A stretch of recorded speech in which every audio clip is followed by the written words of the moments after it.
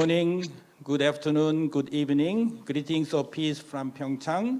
Welcome to Pyeongchang Peace Forum 2021. My name is Anselmo Lee. I'm an advisor to Pyeongchang Peace Forum 2021 and also co-representative of Pax Christi Korea. I'm here as one of the co-moderators because I'm the only one in Pyeongchang. All of you are speaking from different parts of the world. Alan Ware, coordinator of PNND, will be moderating whole session soon. But let me introduce briefly about this session. As you know, this session is a follow-up to Pyeongchang Message for Peace 2020. As you may see in this is a Pyeongchang Peace Message printed one. Let me read paragraph 36 of this message for you. We welcome the UN Secretary General's Agenda for Disarmament, Securing Our Common Future, published 2018, and the connections made in this agenda between peace, disarmament, and SDGs. We call for full implementation of agenda and especially the elimination of nuclear weapons by 2045, the 100th anniversary of the UN. So this session, as one of the plenary sessions of Pyeongchang Peace Forum 2001, organized to discuss how we can implement this paragraph 36. I see some of you, some familiar faces. How many of you were in Pyeongchang before? How many of you? I see 3 faces, Saber, Alan, and Louis. I really hope next year we can meet again in Pyeongchang so we can have a really in-depth, so face-to-face discussion, provided that we overcome coronavirus, okay? Let me introduce also 2 slogans. The Pyeongchang, we are really sorry that you cannot be with us physically, but this Pyeongchang 2018 Memorial Foundation, this conference is organized by Gangwon Province and Municipality of Pyeongchang and also KOICA, Korea International Cooperation Agency, together with the many ministries from the Korean government. They pick up 2 slogans. I will keep this one until next year so that you can pick up this one in Pyeongchang. One is, there is no path to peace. Peace is the path. This is the one slogan. Second one is, we seek peace knowing that peace is the climate of freedom. So showing the connection between the freedom and peace. These are the slogans we pick up for 2021, which summarize the spirit and main idea of PPF 2021. So now, without further ado, I'd like to invite Alan Ware to start introducing the 7 speakers and then 2 rounds of discussion. Alan Ware, you have a floor, please. Thank you very much, Mr. Anselmo Lee. My name's Alan Ware and I'm the Global Coordinator of Parliamentarians for Nuclear Non-Proliferation and Disarmament and also the Peace and Disarmament Program Coordinator for the World Future Council. And it's been a great honour and privilege to be able to co-sponsor this session with Pax Christi Korea and with Mr. Anselmo Lee. As Anselmo Lee mentioned, this is a follow-on from sessions we had at the Pyeongchang Peace Forum in Pyeongchang in February 2020 to focus on the ideas of how to end war and how to eliminate nuclear weapons. And in February 2020, we were looking at the connections between disarmament and the end of armed conflict and the achievement of the Sustainable Development Goals. And we were also looking at the promise of the United Nations Charter, which was established to assist countries to resolve disputes, resolve conflicts without the reliance on the threat or use of force, and also to advance the economic security and human rights in the world. And what we were exploring was some of how this can be achieved, how we can build on the successes of the past, but still resolve the problems that are emerging so that we can abolish war and eliminate nuclear weapons, at least by 2045, the 100th anniversary of the United Nations. So it's a big aspiration, and today we are very privileged and honoured to have 7 incredible speakers to be able to address these topics, coming from their different perspectives, and each one will contribute something to the discussion. The session will be held in 2 parts. In the first part, we'll have 4 speakers, and then we'll be followed by question and answer. And in the second part, we'll have the remaining 3 speakers, followed by question and answer. So the 7 speakers altogether, I'll just list now, and then I'll go ahead and introduce more fully the first speaker. Our 7 speakers are Honorary Ms. Jae-yong Lee, who's a Member of Parliament from the Republic of Korea, the Honorary Mr. Gareth Evans, former Foreign Minister of Australia, the Honorary Ms. Maria Fernanda Espinosa, former Foreign Minister of Ecuador and President of the 73rd UN General Assembly, Honorary Mr. Sabir Chowdhury, who's the Honorary President of the Interparliamentary Union and also a co-president of Parliamentarians for Nuclear Non-Proliferation and Disarmament. Mr. Roberto Zamora, who's a lawyer from Costa Rica, who is also an ambassador from Costa Rica to the Republic of Korea and is a board member of the International Association of Lawyers Against Nuclear Arms. Ms. Leah Bulger, who formerly served in the military and is now the president of World Beyond War. And Ms. Vanda Proskova, who is the vice chair of Prague Vision Institute for Sustainable Security and the co-convener of Youth Fusion. So those are our 7 speakers, and now it gives me a great pleasure to introduce Ms. Jae-yong Lee, MP from Korea, who is a second-term parliamentarian serving in Foreign Affairs. She's at the Foreign Affairs and Unification Committee. She's previously served, before she was an MP, as a human rights lawyer, and in her first term in the National Assembly served on a number of committees, including legislation and judiciary, special committee on inter-Korean economic cooperation, and has been a spokesperson for the Democratic Party of Korea. So Ms. Lee Jae-yong, it's a great honour and pleasure that you have joined us today, and I now give you the floor.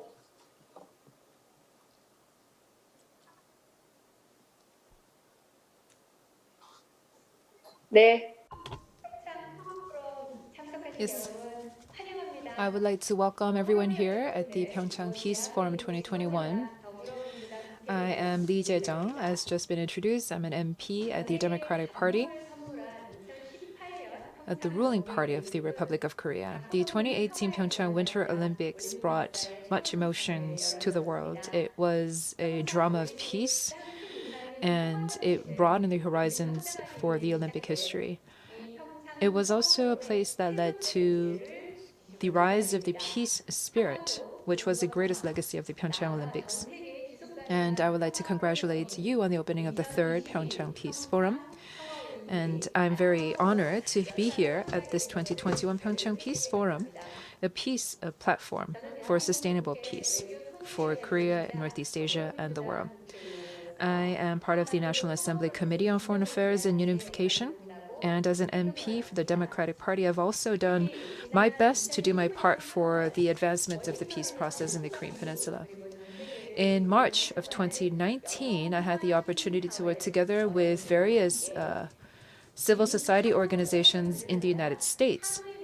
I met U.S. Congresswomen, and we discussed the Korean Peninsula peace process after the Hanoi summit, and we also tried to provide an outlook for this peace process.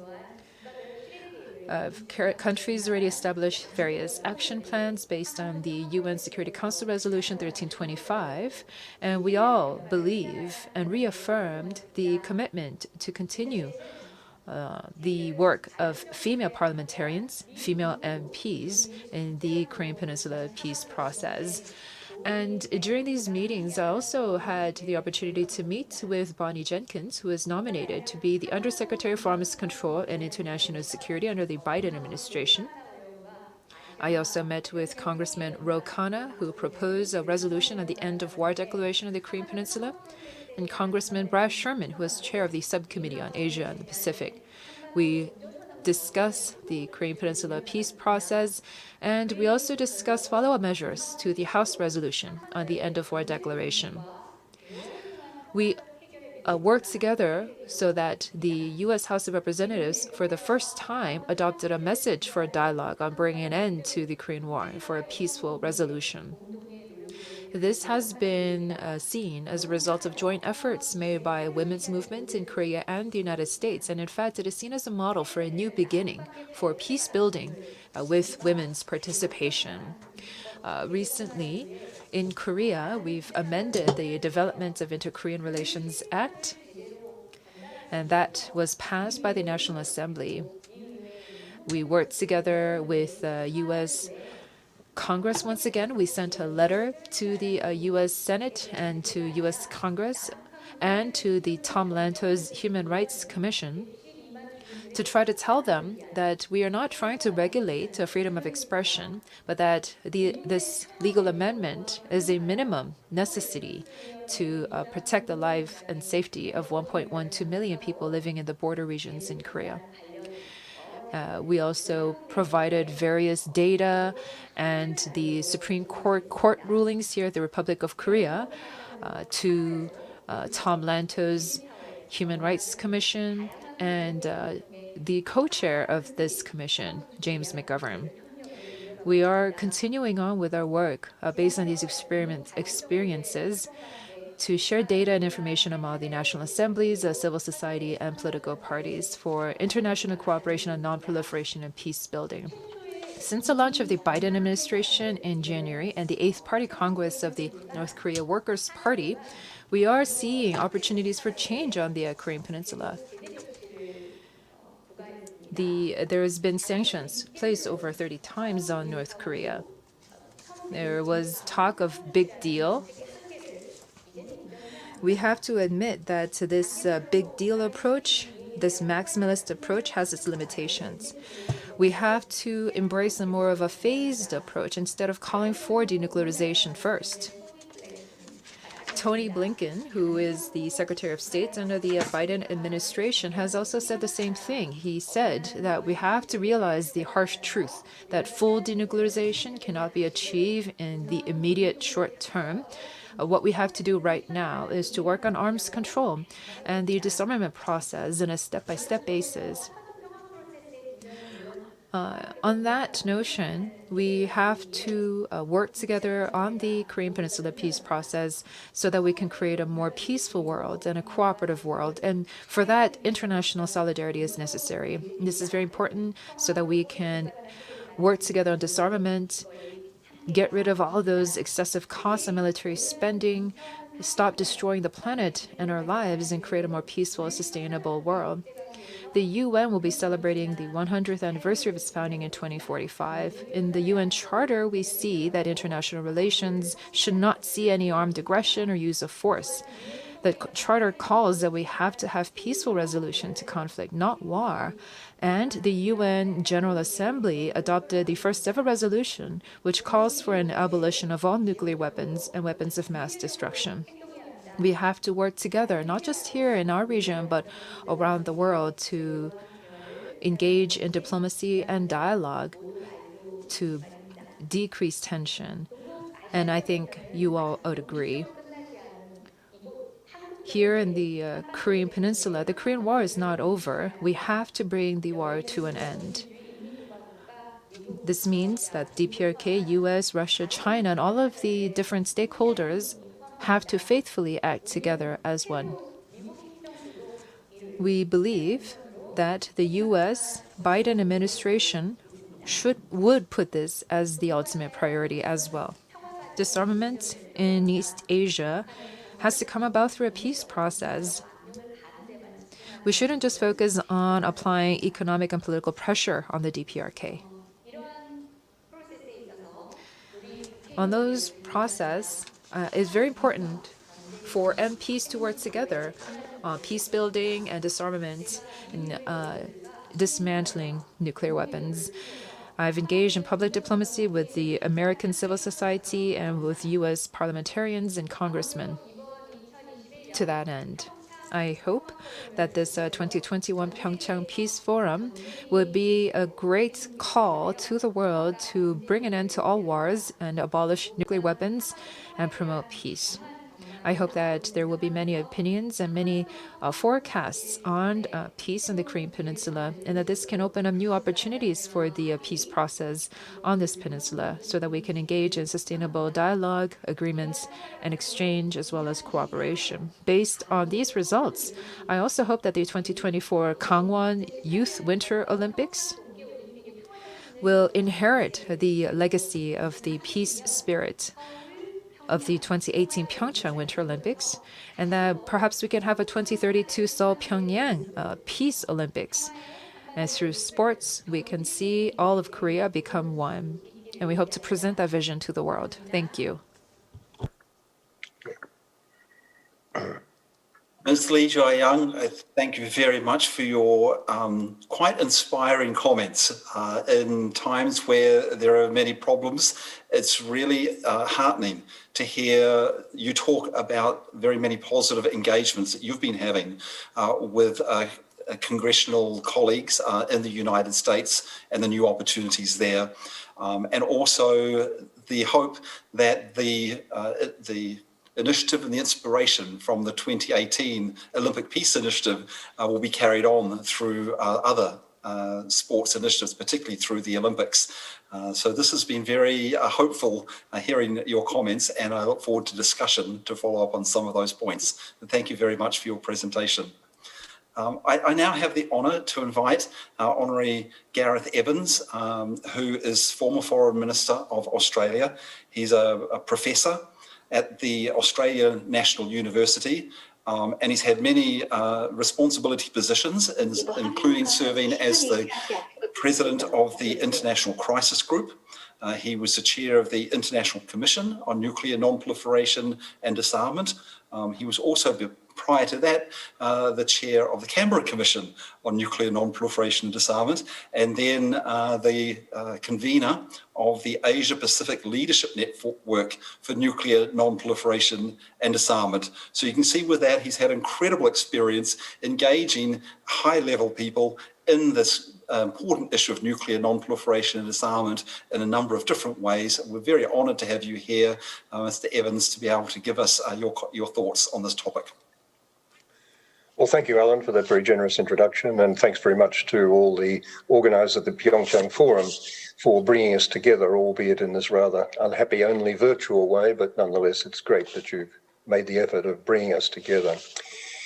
The bombing of Hiroshima and Nagasaki put beyond argument that nuclear weapons are the most indiscriminately inhumane ever devised.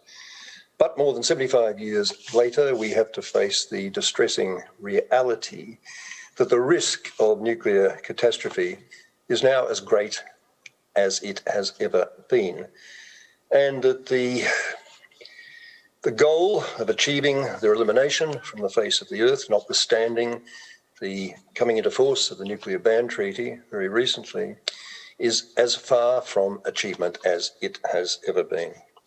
So what do those of us do who want a safer, saner, nuclear weapon-free world? What do we actually do? How do we bring all the key political players to the understanding that, as Reagan and Gorbachev memorably agreed 35 years ago, that a nuclear war can never be won and must never be fought? And what can we do to not only get political leaders to recognise that reality, but to act on it? Achieving progress here is always going to be slow, grinding, frustrating, unrewarding. But I do believe that progress can be made. And I believe it can be made if we do four things. If we harness the power of emotion, if we harness the power of reason, if we can unite around a common, realistic disarmament agenda, and above all, if we can stay optimistic. So let me say something about each of those things in turn. Emotion matters at all levels. It's important not to underestimate the extent to which, in high-level government nuclear decision-making, the international taboo against any deliberate nuclear weapons, at least in circumstances where the very survival of a state is not at imminent risk, impossible to underestimate the extent to which that still plays a serious part. But of course, that has not translated into any commitment at all by any of the nuclear states to actually eliminate their weapons. If policymakers are ever to get serious about a nuclear weapons-free world, it really is crucially important that this taboo message be continually reinforced by strong bottom-up community pressures. And the best way of mobilising that pressure will always be to harness again, through visible street action, through media action, that raw emotional power of Hiroshima and Nagasaki, and the horror and fear of that experience being repeated. But we know that it's not going to be enough just to do that. The world's sheer dumb luck in avoiding new nuclear holocaust for so long has, we all know, generated a degree of complacency and indifference to nuclear risk, which it's proved extremely difficult to overcome for even the most dedicated and able civil society activists like those now gathered here at this forum.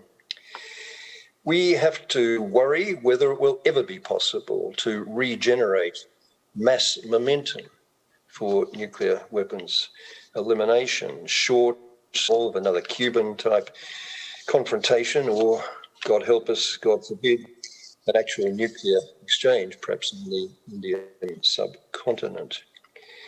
So this is why we have to utilise not only the power of emotion, but the power of reason as well. Hard-headed policymakers know perfectly well that any use of nuclear weapons would be profoundly immoral, an indefensible assault on our common humanity. They know that. Many of them quite unashamedly argue, however, that the sheer awfulness of nuclear weapons is what makes them so effective, they say, as a deterrent. What they need to be persuaded about are the rational, the strategic arguments against nuclear weapons, that their benefits are negligible and far outweighed by the risks associated with their continued possession by anyone. I haven't the time now, obviously, to spell out that case, but believe me, it can be made. And it can be made in every relevant context, whether the context be deterring war between the major nuclear weapons players, or deterring large-scale conventional attacks in other contexts, or deterring regime change attacks on smaller states. Those arguments can be made and must be made. But the third and perhaps most important point that I want to make today is that it's critical that we pursue a realistic disarmament agenda. If we want real-world progress, we should never make the best the enemy of the good. That's to say, we should never take the view that settling for anything less than perfection is not necessary compromise, but rather capitulation. And that means, in this context, not putting all our eggs into the global zero basket. In relation to the Nuclear Weapons Prohibition Treaty, the ban treaty, we have to acknowledge that despite the huge moral and emotional appeal that treaty has, and despite its importance in reinforcing, crucially, the normative case against the legitimacy of nuclear weapons, there are, we have to acknowledge, I fear, a whole variety of reasons why it's manifestly not going to get buy-in anytime soon from the nuclear armed states, or indeed most of the umbrella states, those purporting to shelter under a nuclear deterrent. Not going to achieve that by 2045, or perhaps ever. And those reasons are not just ideological or geopolitical or psychological. The problem is the treaty has some real technical problems when it comes to safeguards, when it comes to verification, and above all, when it comes to enforcement. I believe that we have to accept that nuclear weapons elimination is only ever going to be achievable on an incremental, step-by-step basis, building into the process a series of staging points. It makes sense to focus, I think, our immediate efforts not on global zero, not on the elimination objective, but rather the minimisation objective or risk reduction objective, which I think can be summarised as the 4 Ds: doctrine, de-alerting, deployment, and decreased numbers. Doctrine means getting universal buy-in to a no first use, which is already supported, at least by China and India, and hopefully now will again be by the Biden administration. It means giving that credibility by taking weapons off high alert and drastically reducing the number of those weapons which are actively deployed. And of course, it means finally reducing overall numbers, I would say by around 2,000, down from the more than 13,000 now in existence. Now, of course, a world would still be very far from perfect, even if it was a world with very few of those weapons physically deployed, with practically none of them on high alert launch status, and with every nuclear armed state visibly committed to never being the first to use them. And no one should even think of settling for that as the endpoint. That endpoint must remain global zero. But a world that could achieve the objectives that I've mentioned, the 4 Ds, doctrine, de-alerting, reduced deployment, decreased numbers, would be a very much safer one than the world we live in now. And I believe these nuclear risk reduction objectives are achievable within a reasonable time frame, particularly with the United States after the horror of Trump years, now again under civilized management with President Joe Biden and his team. The final very short word I want to utter is this. As desolate as the international environment for now seems and remains, it really is important to keep things in perspective. Pendulums do swing, wheels do turn, prime ministers and presidents do change. Optimism, self-reinforcing, in the same way that pessimism is self-defeating. Achieving anything of lasting value in public life is difficult enough, I know better than most. But it's almost impossible to do so without believing that what seems to be out of reach really is achievable. So it's up to us, all of us, who believe in both the possibility and the necessity of a nuclear weapon-free world. However disappointed and frustrated we may be right now, it's up to us to get out there and work for such a world in every way that we can, through every channel of influence that we can possibly muster. Thank you. Mr. Evans, I want to thank you very much for this very interesting and helpful presentation. I think you've managed to put a complicated subject into an understandable form by focusing on the 4 Ds as a way of getting to global zero, putting the aspiration a little bit further away, but focusing what can be done now on some very concrete tasks that are realistic.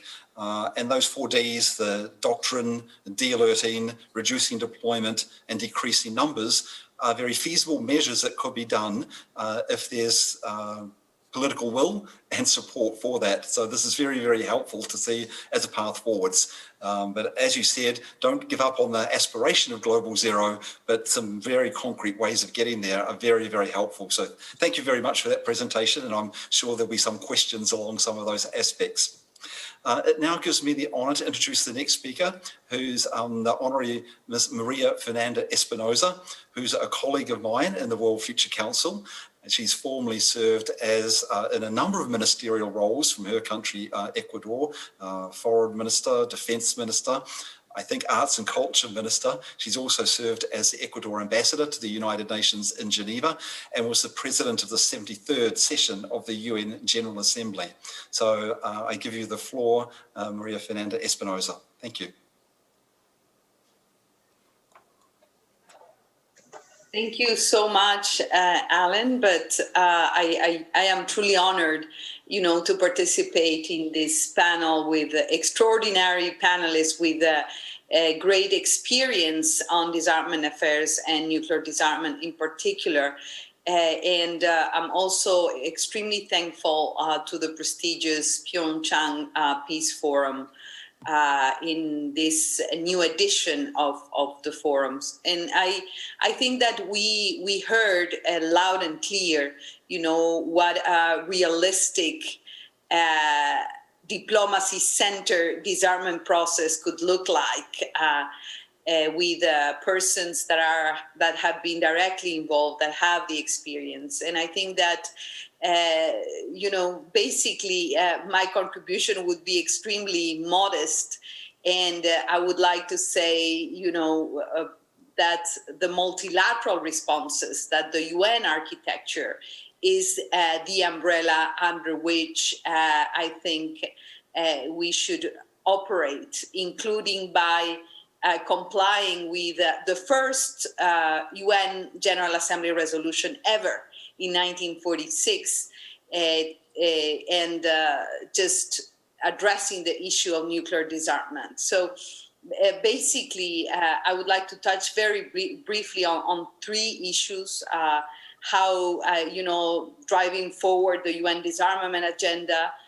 The number two, the urgent and pressing need to divesting in national defense budget, especially on nuclear weapon program budgets, and investing these funds in sustainable development, PNND, and so many other movements where Alan has had enormous leadership, I have to say, are really doing an extraordinary work, saying, it doesn't work, military budgets in general, weapons in general, nuclear weapons in particular, really is one of the major obstacles for us to meet the sustainable development goals in the current circumstances to recover from the multifaceted effects of the COVID-19 pandemic. And perhaps I would also, of course, I would like to add a few words on gender equality and the role of women in peace and security and the disarmament agenda. So addressing the first point, I think that ever since the creation of the UN, we've been working collectively on the disarmament agenda. And I think that there is a fundamental challenge here. We heard we need a realistic agenda. We need a process that is incremental, that takes into consideration, the difficulties, the political realities, the real politics we heard, and with the excellent example of the Korean Peninsula peace process. And it is true, but I think that we should take very seriously international law and the importance of international law. And here we are again repeating not only Resolution 1.1 in 1946, but the instruments that we have in hand. And these instruments should be useful, should be the reference point for multilateral diplomacy. The Treaty of the NPT, the CTBT, and all these acronyms that are so difficult to pronounce, and the last Treaty on the Prohibition of Nuclear Weapons as well. We all know that these legal instruments, have brought us with very slim progress in the disarmament agenda. And here again, we call for, greater political will, greater leadership, greater understanding of how ineffective the nuclear weapon race has been for so many decades. We all, and I think here in terms of the advocacy, it is so obvious that, nuclear weapons are far from being a successful deterrent strategy, but on the contrary, they have increased insecurity, increased fracture, common understanding, and mutual trust, which are the fundamentals to reach, a true commitment and agreement on disarmament in general and nuclear disarmament in particular.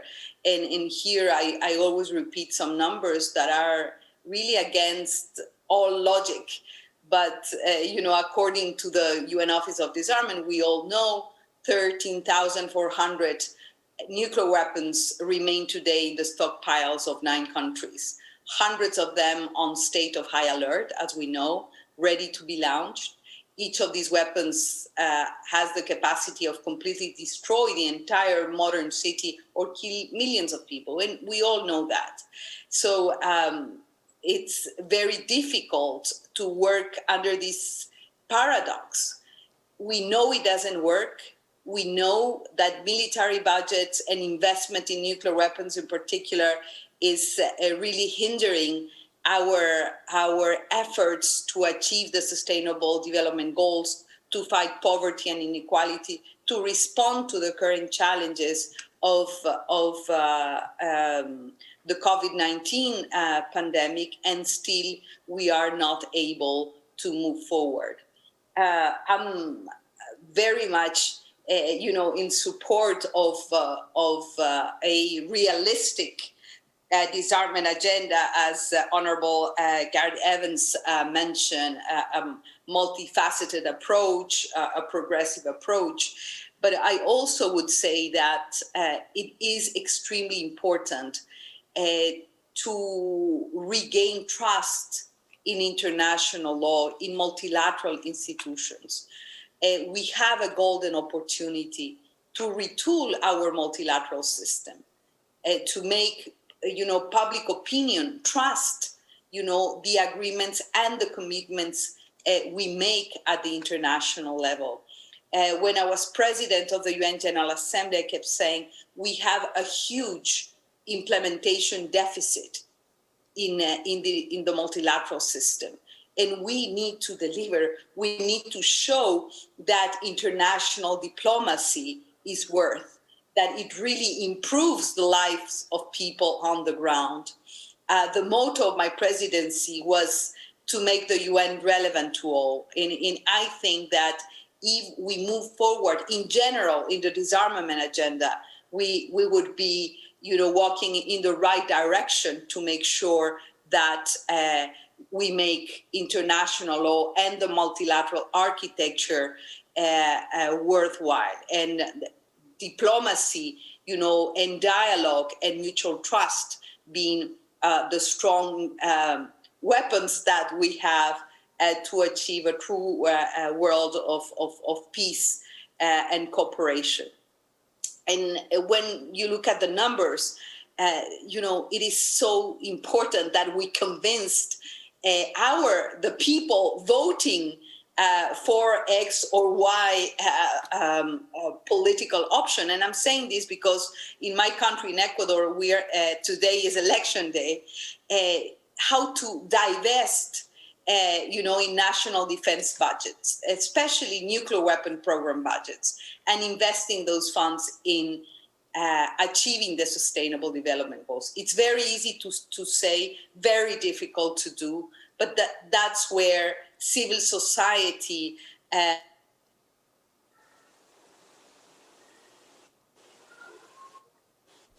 that Vanda is among us today. The role of parliaments is so critical.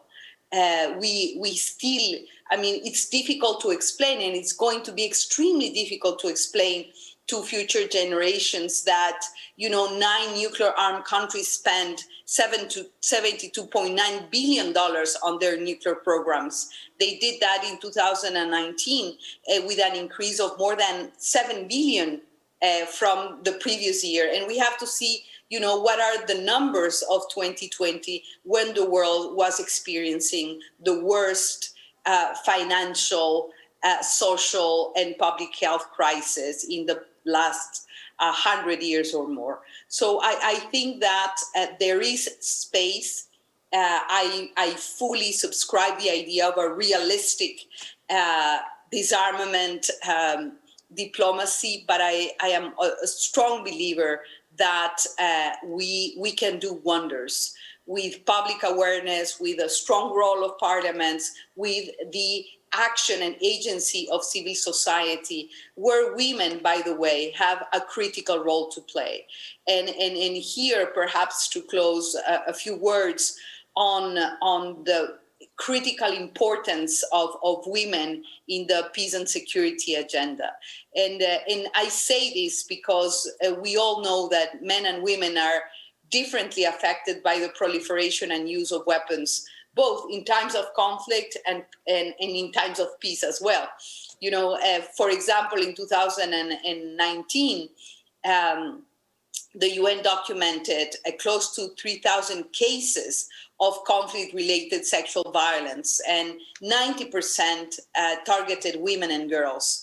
And on the other hand, every 2 hours, one woman is killed due to gender-based domestic and sexual violence. And these numbers have increased because of confinement, because of the COVID-19 crisis that we are experiencing. So I think that there is a lot of homework ahead of us. I think that we also have a great opportunity this year. The Secretary General is in the process of preparing a report to member states on the future of the UN. This was mandated by the UN 75 years political declaration, and there is space for voices, for agency, for action from different parts of society, making sure that the future of the UN is a future of taking seriously international law, is a future of sustaining and building peace. It is a future of disarmament. And I think that this is not to be a dreamer, but to be realistic and optimistic. And I think that we are living a moment of reinvention of enormous creativity, of building back better. And I strongly believe that we cannot build back better with a world where nuclear weapons are still a threat to our survival as a species.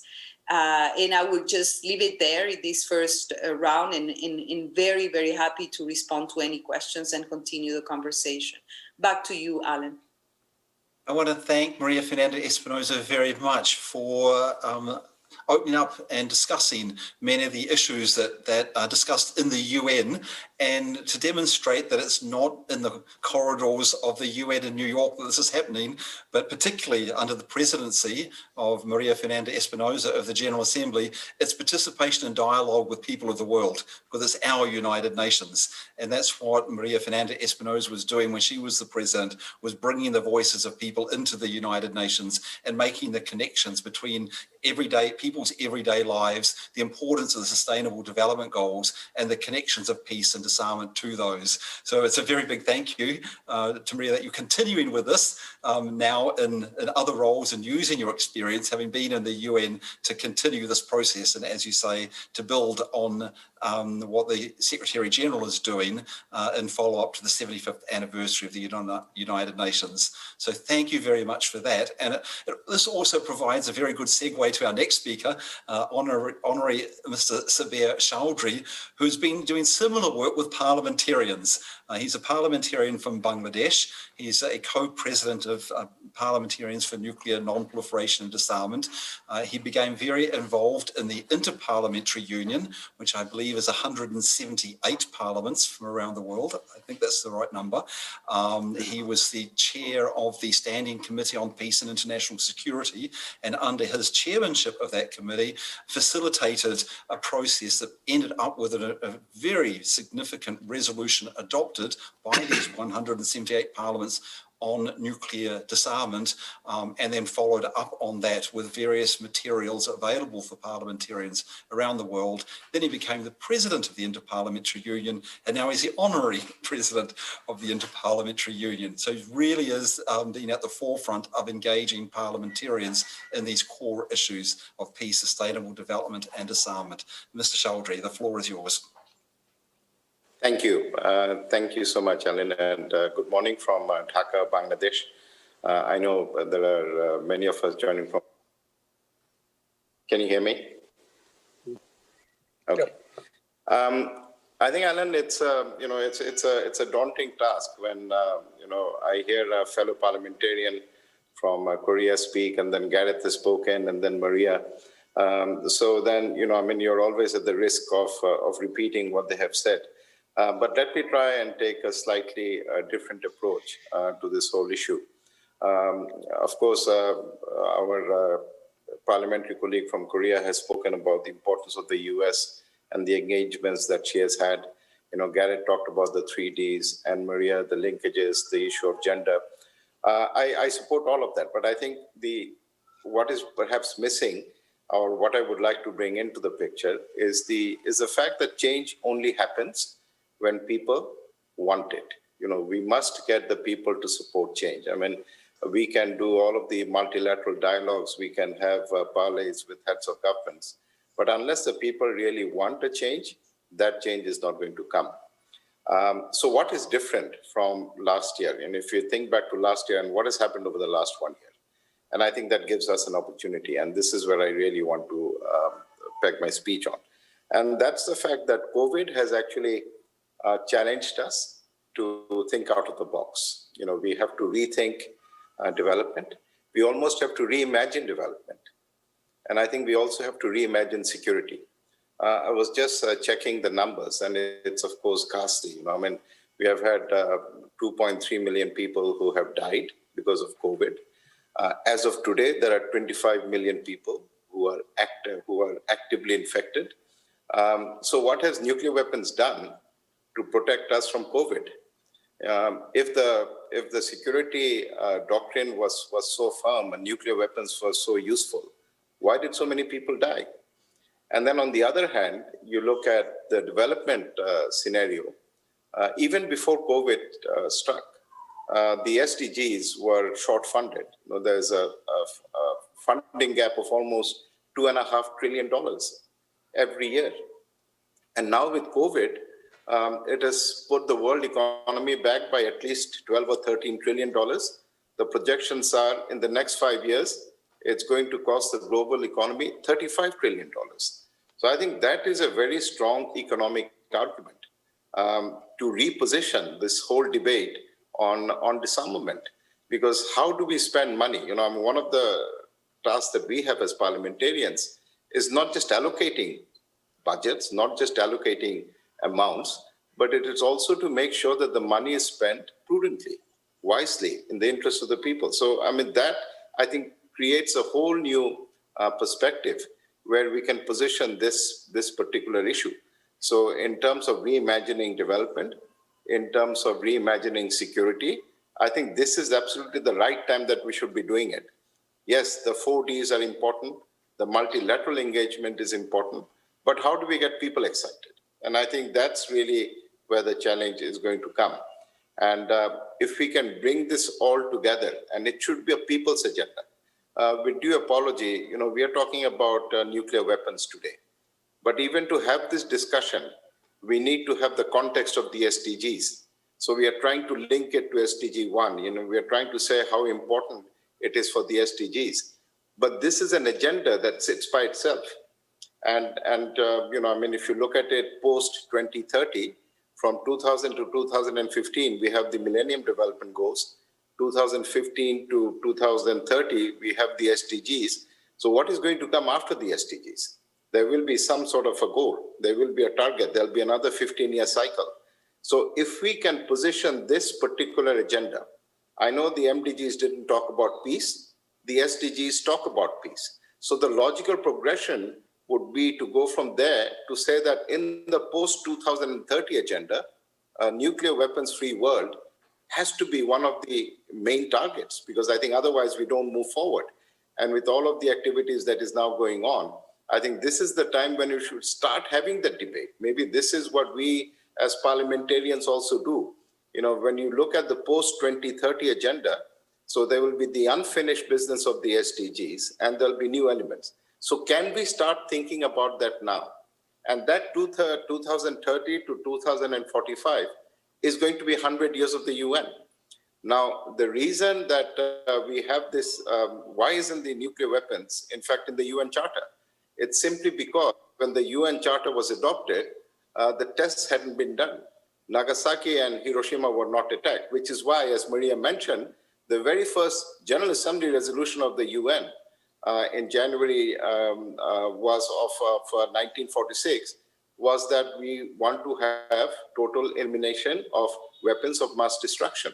So the UN also has to revisit itself. And if we are going to target 2045, then I think if we can get it into the 2030 goals and the economic imperatives, the moral imperative is always there. And I come from a part of the world where we have two of our neighbors, India and Pakistan, who possess that capability.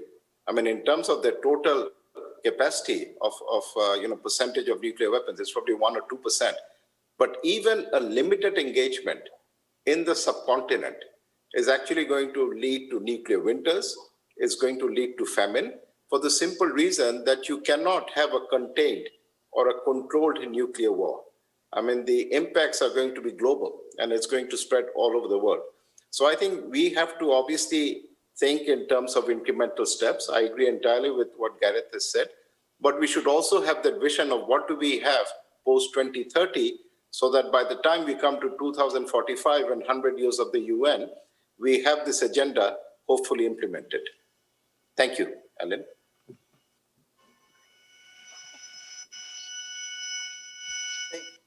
Thank you very much, Sabir. Now, I think we have about 10 minutes for discussion. Ms. Jae-Young Lee is going to have to leave very, very soon. So I just need to check with Anselmo whether there's any questions from the audience which are specifically directed for Ms. Lee Jae-Young before she has to leave. If there's not any questions from the audience specifically for her, there is one of the written questions for her. So Anselmo, did you have any questions from the audience for Ms. Lee Jae-Young? Okay, there are several questions in Korean and English. Let me highlight one or two which are relevant to Madam Lee Jae-Young before she leaves. We are talking about denuclearization of North Korea, but nuclear, as Maria mentioned, the 9 nuclear power countries. What about universal denuclearization of other countries, surrounding countries? How we can pursue both North Korea at the same time surrounding countries? This is one of the questions. Thank you.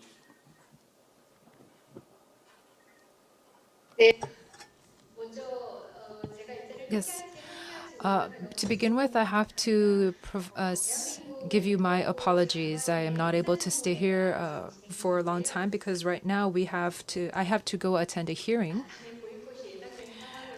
for the next Minister of Foreign Affairs, and because there's a fierce clash between the ruling party and the opposition party, I have to go so that we can meet the quorum. I hope you can understand my situation here. So to the question that has just been posed, DPRK's denuclearization and the denuclearization of other neighboring countries, I did talk about the Korean Peninsula's denuclearization in my remarks, not necessarily just DPRK denuclearization. I think it's also very important to point that out, to use the expression Korean Peninsula's denuclearization, not DPRK denuclearization. Because I think if we say Korean Peninsula denuclearization, that can be a sort of incentive or an encouragement to other neighboring countries as well, that we are not vilifying them, that other countries can also think about denuclearization as well based on the principle of multilateralism, that this is a step towards a global cooperation towards denuclearization. This is not something that is a very local or only relegated to a single country, that we are all working together towards a peace-building process and towards disarmament. And I think that the Korean Peninsula denuclearization process can allow us to go take that step further. Thank you very much, Ms. Lee Jae-Young. Do you have time for one more question before you leave, or do you need to leave right now?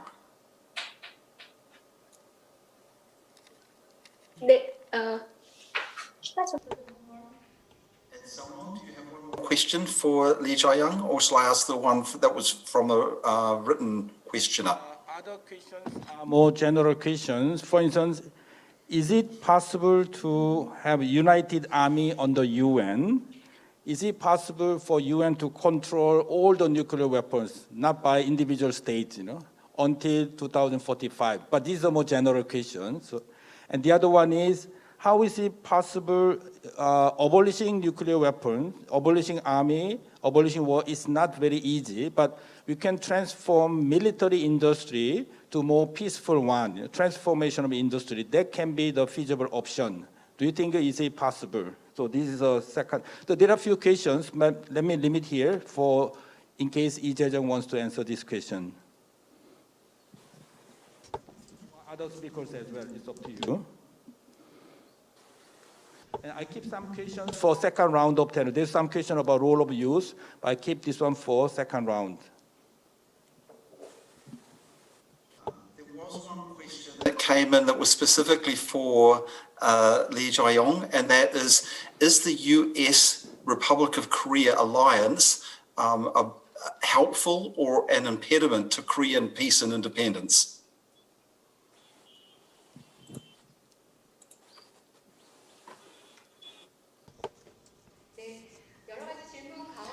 Yes, I've heard a lot of questions. I think that the third question that Alan asked me is something that I can respond to right here. I don't think I can stay for a long time, but I will shortly respond to that question before I leave.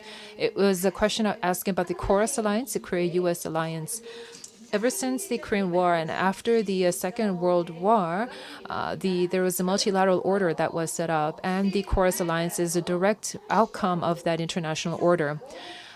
However, times have changed over the years, and we have many political factions have tried to use that Chorus Alliance for their different interests. The National Assembly of the Republic of Korea believes that the Chorus Alliance should try to take a new leap forward, that we have to re-explore the current Chorus Alliance as it stands so that it can take a new leap forward. I am trying to use political rhetoric here and shying away from a direct answer, but I just want to point out that the demands of the times have changed, the demands of the people have changed, and no alliance can stop us from going towards the ultimate goal. Ms. Lee Jae-yong, thank you very much. That was a very helpful answer to that question, and we wish you all the best for the event that you're now going to look to the future of the foreign minister position in the Republic of Korea. Thank you so much for joining us, and we look forward to continuing our discussion with you in many forms and continuing the participation and, of course, continuing support for the Korean peace process. Thank you very much for joining us. I know you have to leave now. So I apologise to the other three panellists from this session that we directed questions first to Lee Jae-yong because she had to leave. But now there's an opportunity. Maria Fernanda Espinosa, Sabir Chowdhury and Gareth Evans, if he's still with us, to address the couple of questions that Anselmo Lee asked with regards to process for the elimination of nuclear weapons by 2045 and what role the UN, I think, can play was one of those questions. And is it feasible to do it by 2045, I think was one of the other questions that came from the audience in Pyeongchang. So would either Maria or Sabir like to answer that? Gareth doesn't seem to be with us at the moment. Can I take a stab at it? Yep. Okay. I think, you know, the 2045 target, I think it's an aspirational target. You know, sometimes when you're planning, you're trying to have that so that people look forward to it. But of course, we hope that it's going to be much earlier than that. I think the UN itself has a number of challenges. If you look at, you know, the budget of the UN, the way the whole multilateral sort of structure has evolved, especially over the last 4 years. With the result that if you look at COVID, and this is very interesting, I think, you know, if you look at COVID, you will see that generally there is a unity in terms of the people and how they view COVID. You know, they see it as a threat. They see, I mean, it's a cause of fear. But then if you look at actions that governments have taken, there hasn't been much unity, you know, in terms of the global response. Now you're talking about vaccine nationalism, vaccine tribalism, and even today, despite all of the devastation that COVID has caused, there are about 1/3 of the global population who have not received any sort of aid from governments. So global inequality, and this is not just in terms of wealth and income, but also in terms of the seats of power. How do you bring that voice to the UN? Is the UN, unless you talk of the reform of the UN, I don't think you can have high expectations in terms of pioneering such an important agenda. So the veto power, how the Security Council seats are going to be allocated and distributed, how do you have a voice in the table? I think those are all very important issues. And if the P5 is going to call the shots in terms of what gets passed at the UN and what doesn't, I think change, at least in terms of the UN leading it, is going to be very challenging. But I think the initiative really has to come from mobilizing the people. I mean, if you look at the amount of money that is spent on nuclear weapons, Maria mentioned a figure of 79 billion, which is an increase from the previous year. And this increase, you're now talking about new research, you're talking about cyberspace and, how countries can use that. So I think there has to be a move away. There has to be a fundamental rethinking in how we see the future. The SDGs were about trying to create the world we want. This is a question of what is the world that we need, because the world is simply not going to be sustainable as it is. So I think there has to be a fundamental rethink. UN, of course, has an important role because it is the only recognized agency. But you see, even with the SDGs, which 193 countries signed up to, the progress is not uniform. So I don't think we can rely entirely on the UN. There has to be other action. UN, of course, gives us the framework. UN, of course, gives us the organization, the focal point for multilateral engagement and diplomacy. But it has to be supported, complemented and supplemented by other activities. Thank you, Sabir. Maria, did you want to address that question also? Is 2045 feasible for the elimination of nuclear weapons, and what's the role of the UN? Well, 2045 is a long way. It is not tomorrow as we would have liked, and I think it's always good to have an end goal. I would like to know Amanda if she thinks that it is close enough and how many years we have to wait. And I would say we have witnessed, for example, the Iran nuclear deal at certain time. If we look at the agreement between the US and Russia that unfortunately, with a new administration, apparently it's taking a new shape and there is hope around that. There are certain deals that have been signed and agreed upon among different member states. But I think that this does not preclude the critical role of international law and multilateral diplomacy. And it is not only, the already existing instruments, the NPT, the new treaty, et cetera, but it is, our architecture, the Conference on Disarmament that is in deadlock for so many years, as we know, is the first committee of the UN, is the General Assembly, which is the Parliament of Humanity. There is a whole UN architecture that was designed precisely to address this issue. And I would say that every effort from civil society, from parliaments, bilateral, multilateral, trilateral, everything has to be used to achieve the 2045 goal. For me, 2045, it's too much. It's a long way. But of course, I have heard loud and clear to say we have to be realistic. My phrase would be, we have to be realistic. We have to dream of the best and make everything in our hands to make it happen. What Mr. Chowdhury has said, it's very difficult, but it is not impossible. And I think, as you very well said, the COVID pandemic should have been the reason for us to come together, the reason to increase solidarity, to increase greater cooperation.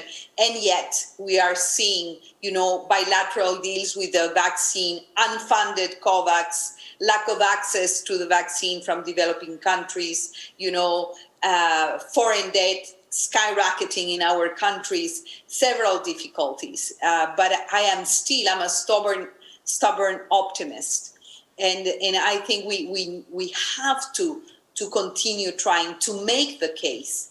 When you put the numbers and you say all these billions are going away from the development agenda worldwide, the UN is unfunded. Can you imagine that the overall budget of the UN every year is only $3 billion? This is much less than any big transnational corporation, in the world.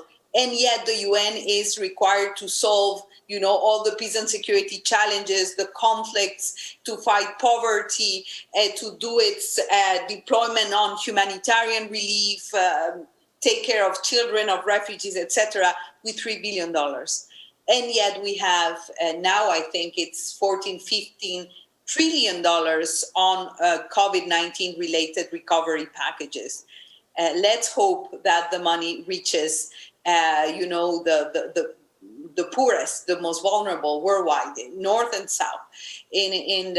But the short answer is we have the responsibility to continue trying and to trust the multilateral system and international law. But of course, when you look, and I will close with that to our moderator, Alan, but, for the 75th anniversary, there was a world survey that 1.5 million people responded saying, that, without a doubt, 80% of the people said, without a doubt, the UN has made the world a better place.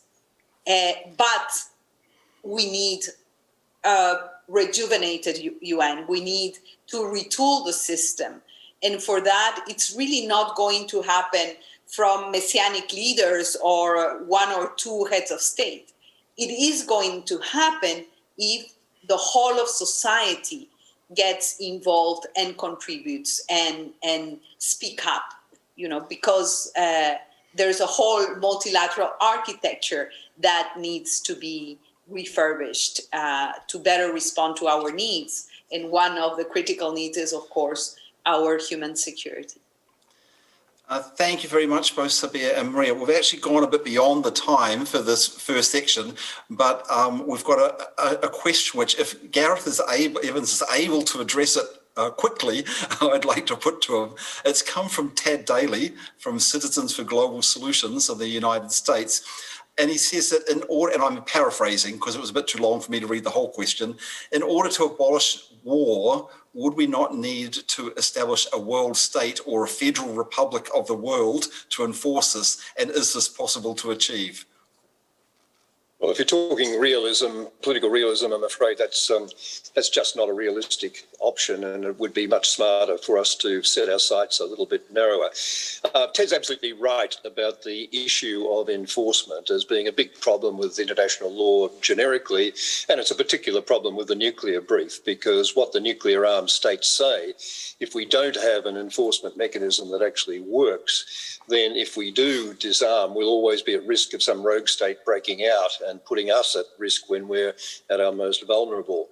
And for that reason, that's one of the reasons that I'm sort of sceptical about how much can be achieved through the UN treaties, the ban treaty and so on, unless and until we can address some of those technical issues, and why I personally devote so much focus to the risk reduction stuff, because although it doesn't produce the perfect world, and we won't get a perfect world unless we have some universally agreed enforcement mechanism of the kind that people are idealistically talking about, unless we have that, we just got to move by incremental steps. And I mean, one thing I would just quickly say about the United States' crucial role in all of this. Under President Obama, we had someone who was both intellectually and emotionally committed to the nuclear abolition cause. And he wanted to take a major step forward on the nuclear doctrine issue.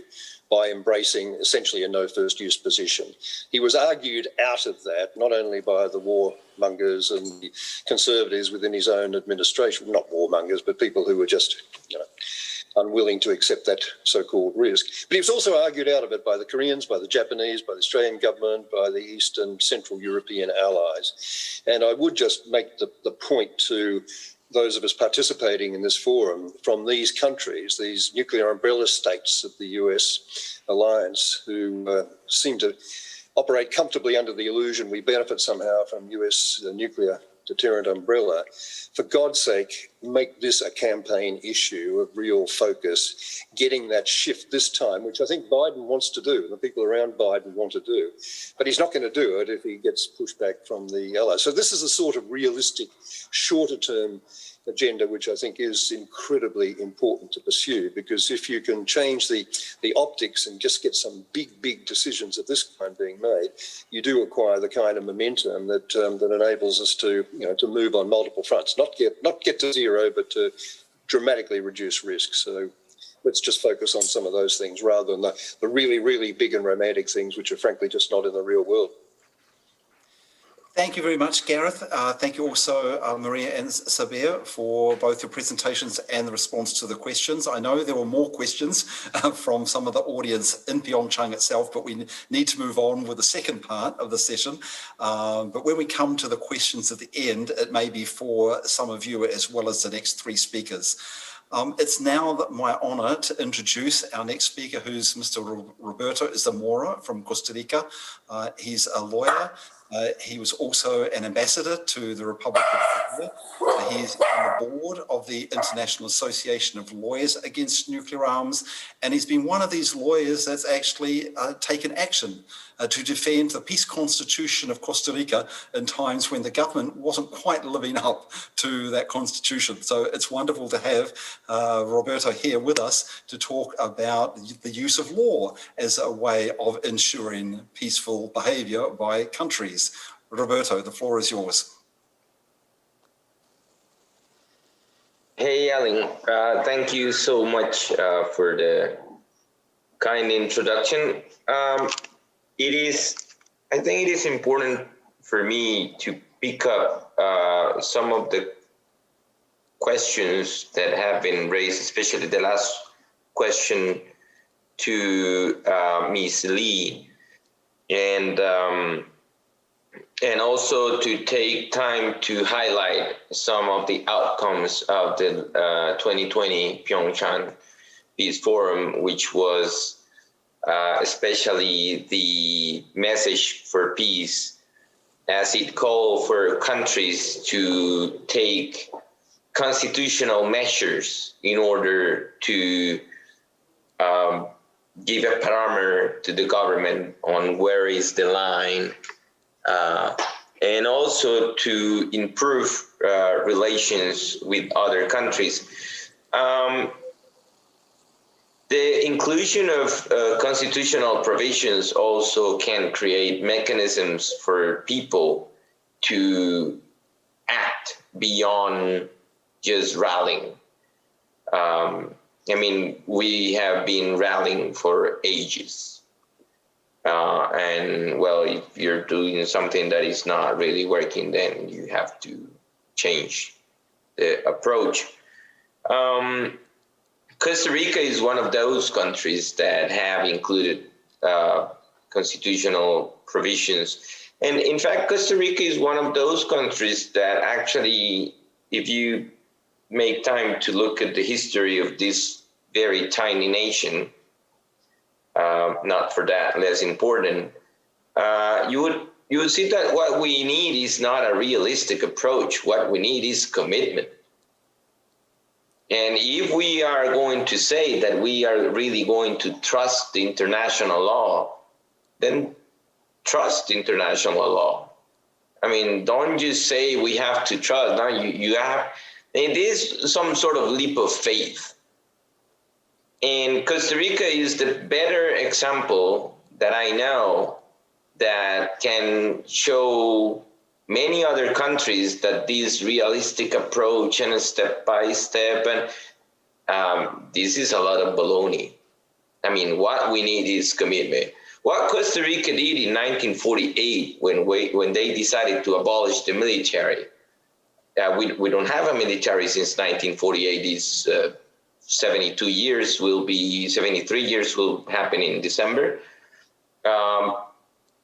Central America was the hottest spot of the Cold War. Every single other nation was fighting within themselves or against other Central American nations. The whole world was at war. And we made a commitment, but we actually took the steps to make that commitment true.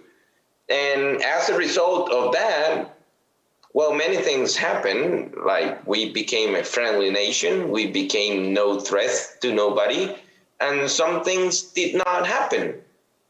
I mean, we weren't attacked by nobody else. And then the other very important recent example is if I'm not mistaken, it was in 2005 that Nicaragua decided to invade the northern part of Costa Rica. We went to the court. We solved the problem without one single battle. Not anybody was shot dead. The court ruled that the Nicaraguans had to go back, and they did. There was no need for a military to defend of an invasion if you're really trusting international law. But saying that you trust international law and you still keep the military is just a contradiction. I mean, because then you're not really trusting. It's like having a stick with, nails just in case. Well, just in case doesn't work. You need commitment. And real commitment has no room for doubt.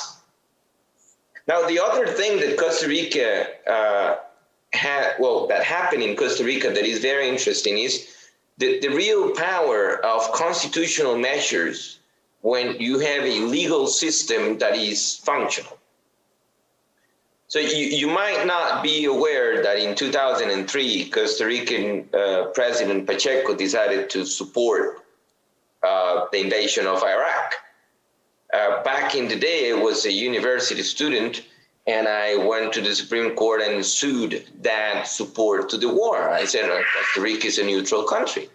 Like, what's this guy talking about? I won the case, and Costa Rica was forced by the Constitutional Court to withdraw from the coalition of the willing. And why did that happen? Because there were constitutional provisions that allowed people to take action. I mean, I didn't go out of the court and rally for 3 weeks. I filed a suit. I mean, it's commitment.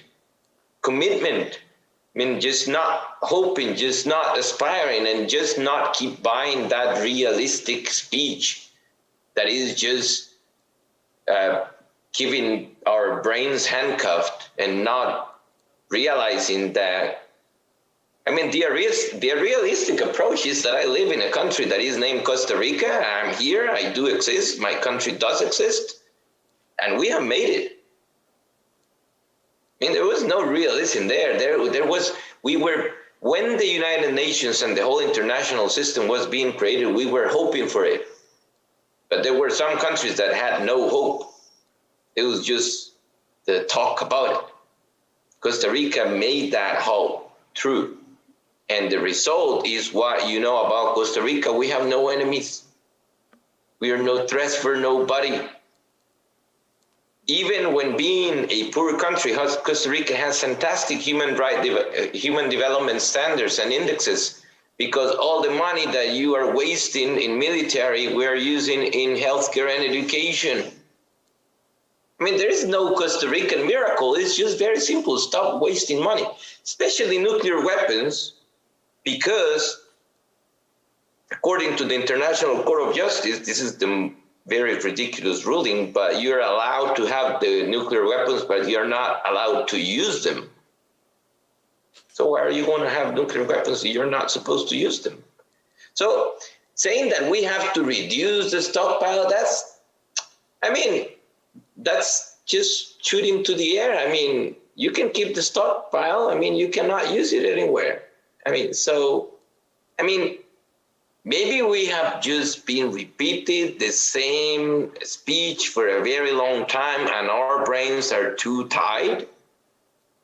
But if we really have the hope, the commitment, and the spirit to realize that achieving peace is possible, and it doesn't begin by international, it begins by our own actions, our countries, then I bet you that before 2030, we could be able to have those guns abolished.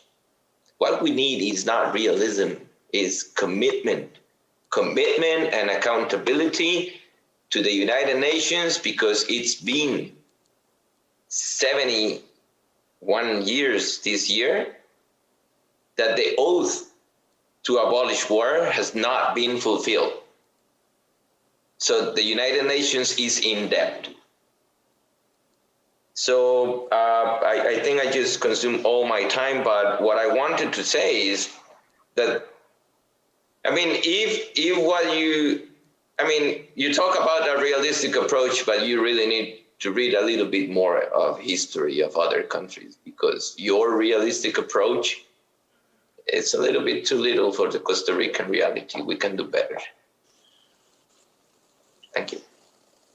Thank you very much, Roberto, for a call to commitment and for this incredible example of Costa Rica to demonstrate that this can work. I now go immediately, because we're running short on time, so move quickly to Leo Bulger, who, as I mentioned at the beginning, has formerly served in the military and is now the president of World Beyond War, which is looking at taking the ideas of Costa Rica and expanding them around the world in order to abolish war. So, Leah, it's wonderful to have you with us, and the floor is yours. Thank you so much. I have a slide presentation, so I'm going to be sharing screen here. And hopefully everything will work correctly.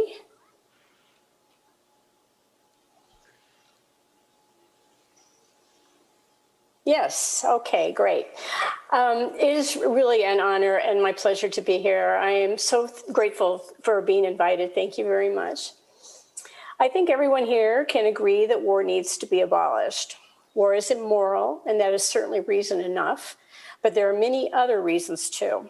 War never solves anything, it only makes things worse. The idea behind World Beyond War was that we wanted to address the institution of war, not just the war of the day. If war is to be abolished, it must not be considered as a viable option, because there is no such thing as a good war, just as there is no such thing as good slavery. Both of these institutions are abhorrent under any circumstance. To that end, World Beyond War describes itself as an anti-war organization rather than a peace organization. Peace isn't controversial. Of course, everyone wants peace. But there are many things that you can do in the name of peace that don't address war at all. So we think this differentiation is important. The importance of being truly international cannot be stressed enough.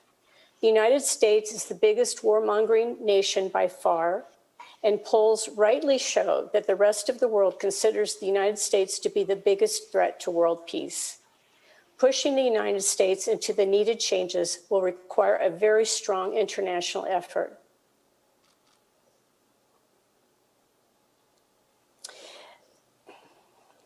World Beyond War is made of members and organizations who have taken the following pledge.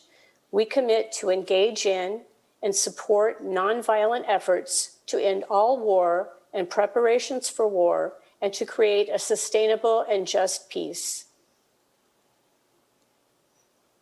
To date, we have about 75,000 members, which is not a large number considering the mission, but those members come from 189 countries, which represents incredible potential for international collaboration. One of the hurdles to ending war is convincing people that it is actually possible.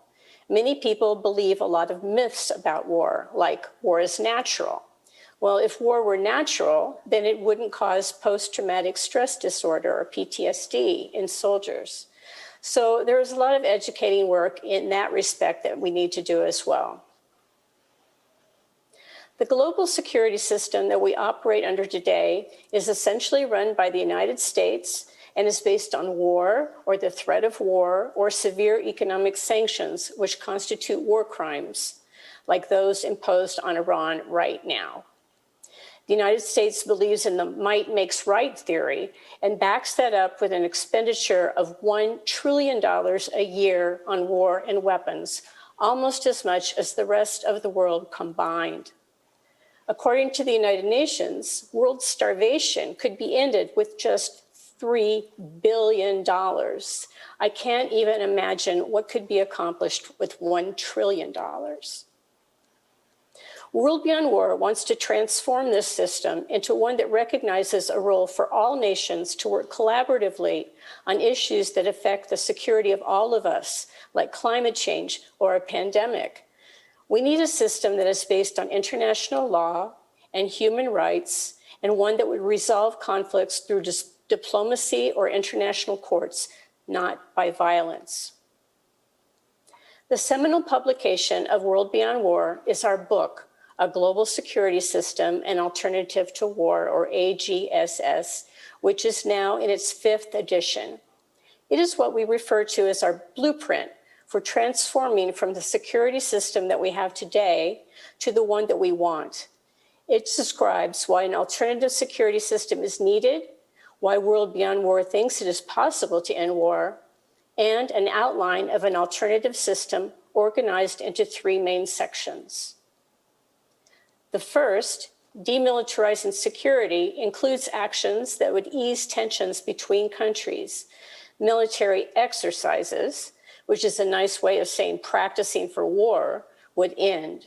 We would close the 800+ military bases the United States has in 80 countries. Military alliances such as NATO would be dismantled because they only serve to deepen the divide between countries. There would be complete disarmament. The TPNW is a huge step in the right direction. The second section, Managing International Conflicts, would include things like reforming or replacing the UN to make it more democratic, supporting and respecting the International Criminal Court and the International Court of Justice, democratizing international economic institutions like the World Bank, and supporting international NGOs like the World Health Organization. Our internationally recognized education program will always be at the core of our work. We have a downloadable study guide for the AGSS and a 15-page summary that has been translated into 9 languages and counting. We offer several online courses. Our next one is War Abolition 101. It will begin on March 1st, and I will be facilitating the first week. We have an expansive website that contains a ton of information, including fact sheets to dispel the myths of war that I mentioned earlier. We do lots and lots of webinars and an annual conference, and we are really excited about a collaboration we have right now with the Rotary International Action Group for Peace on a youth project that will begin this spring. We have 2 other campaigns we're working on.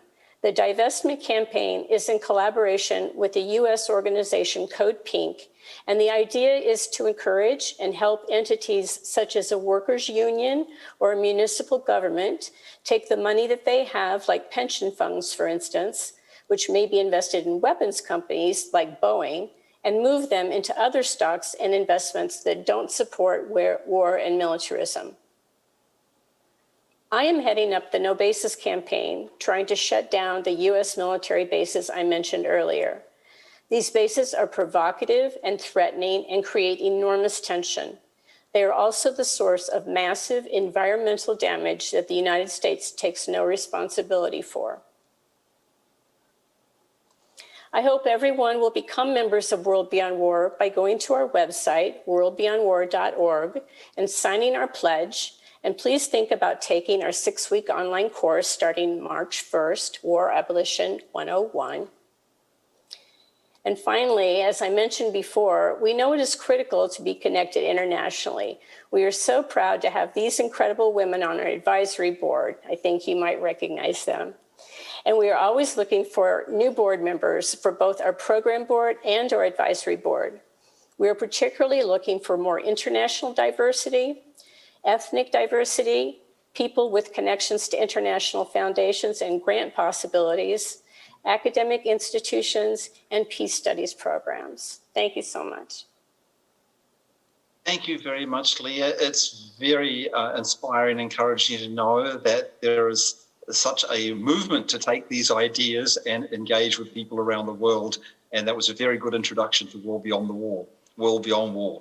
I now pass the floor to Wanda Proskova, who's the Vice Chair of Prague Vision Institute for Sustainable Security and co-convener of Youth Fusion, which is a new platform that's about engaging young people in nuclear abolition, climate action, sustainable development. Wanda, you have the floor.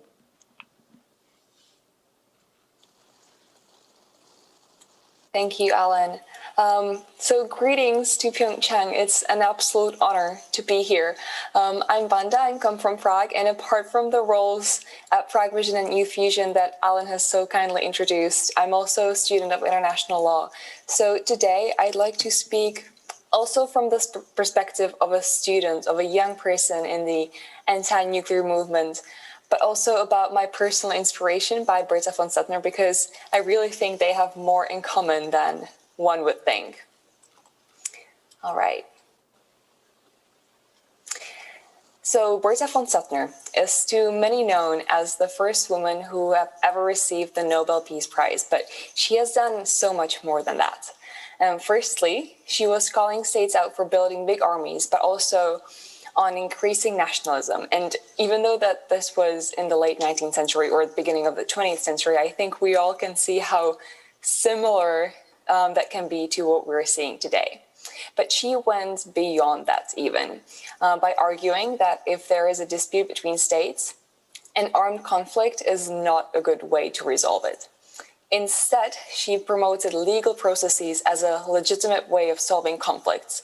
And she was, for example, very highly influential in the Hague Peace Conferences, setting up the Permanent Court of Arbitration. And then these processes then led and inspired the League of Nations creation, and that eventually led to the UN as we know it today. It's just to make that connection. And even this long ago, she was pointing out the inhumanity of war. In the early 20th century, they focused on the so-called dum-dum bullets, which were basically weapons affecting humans even after a conflict was over. But that's exactly what nuclear weapons are and what we're seeing today with them. So connect this again to the current state of play. The inhumanity of nuclear weapons was then affirmed in the 1996 ICJ advisory opinion on the legality of the threat or use of nuclear weapons. So to me, it is rather alarming to see how clearly they saw inhumanity of these weapons so long ago, while today so many people still regard them as a relevant tool in foreign policy. But apart from these innovative ideas, Berta Von Sutner further used rather innovative tools or ways of reaching new audiences and promoting her ideas.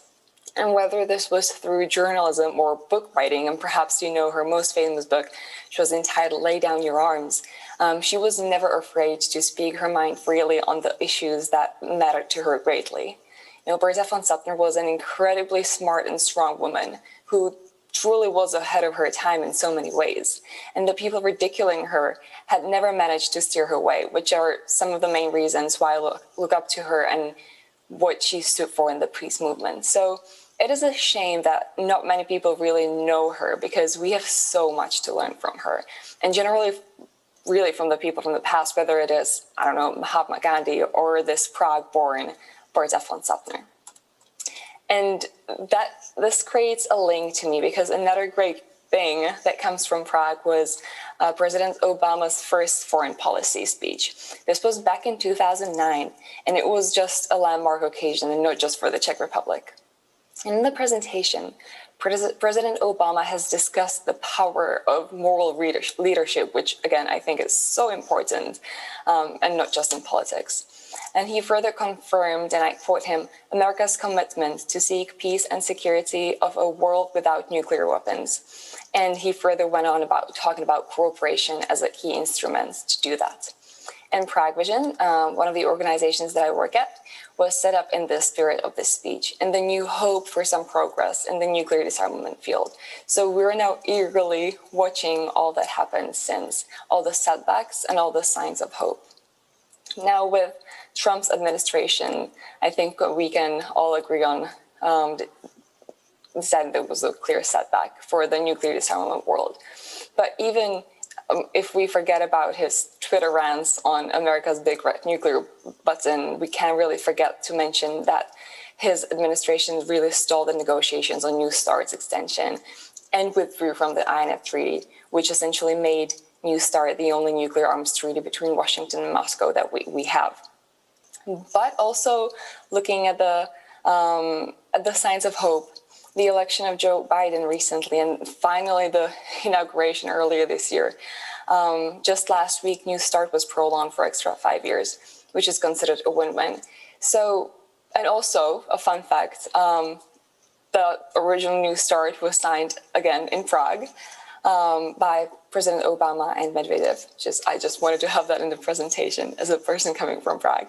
But so, even with the progress that we are now seeing or that we are now hoping for, President Biden in the White House cannot do this alone.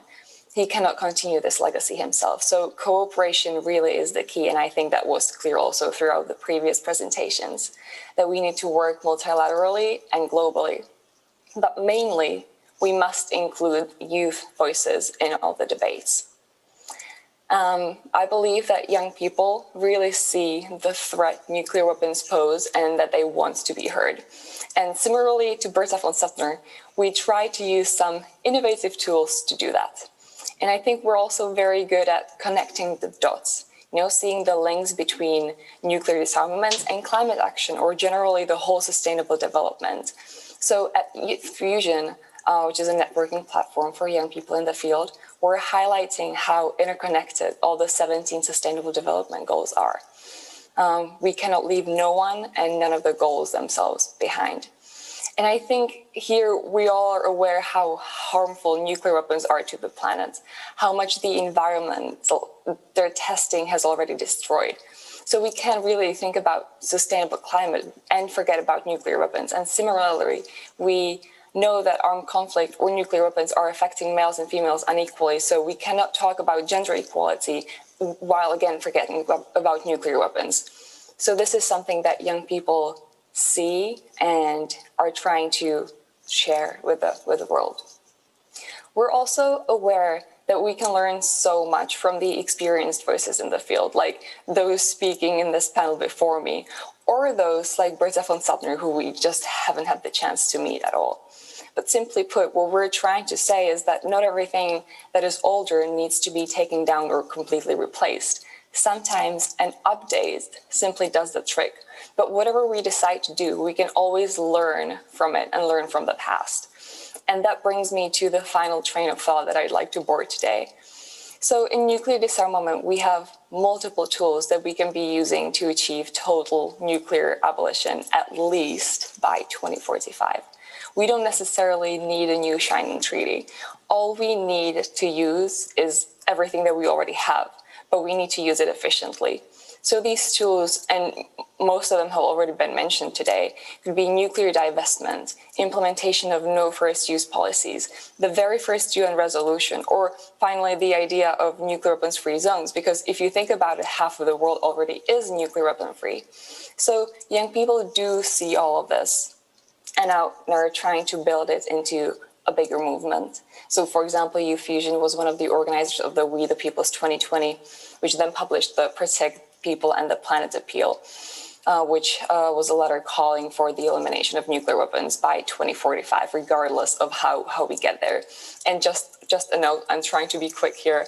It is an open appeal, so I would like to invite you all to join the movement, to endorse the appeal and join the hundreds of supporters that this endorsement, this appeal has. So finally, to conclude, we as students, as young activists or young peacemakers, we see, acknowledge, and really seek to learn from our history and predecessors like the amazing Berta Von Sutner. Her thoughts and ideas are now over 130-something years old, but they're maybe more relevant now than they ever been. In Berta's times, they possibly couldn't even imagine anything like a nuclear weapon, yet they understood that there are other ways of solving a conflict than an armed war. Berta Von Sutner called for laying down our arms while literally laying down new standards in conflict resolution, which we still use today. So I would like to invite you all to join me on this journey of following Berta Von Sutner's footsteps in attempting to make this world a more peaceful and sustainable place for all. Thank you very much. Thank you very much, Vanda. Thank you very much also, Roberto and Leah.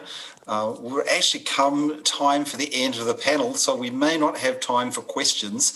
I'll pass over to Anselmo, who will give some comments and may be able to incorporate any of the questions that were from the audience in Pyeongchang into his closing comments.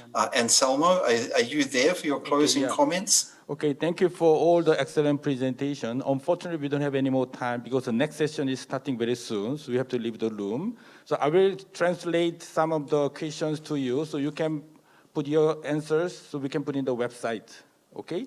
So I really hope to see you next year so that we can continue our discussion to make a concrete plan, so make use of this Pyeongchang Peace Forum as a platform to visioneering our agenda 2045. Thank you very much. Alan, over to you.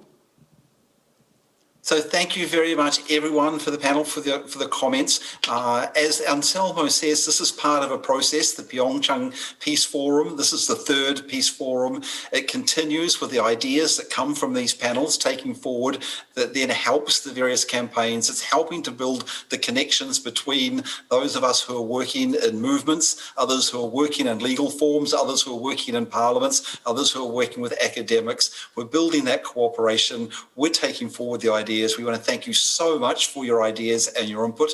We want to thank all the participants who are in Pyeongchang and also the nearly 200 people who are watching this from around the world. Thank you again very much. This has been inspiring and given us hope. Even with difficulties, we know we can move forward and we can move towards a world without war and without nuclear weapons. Thank you very much, everybody.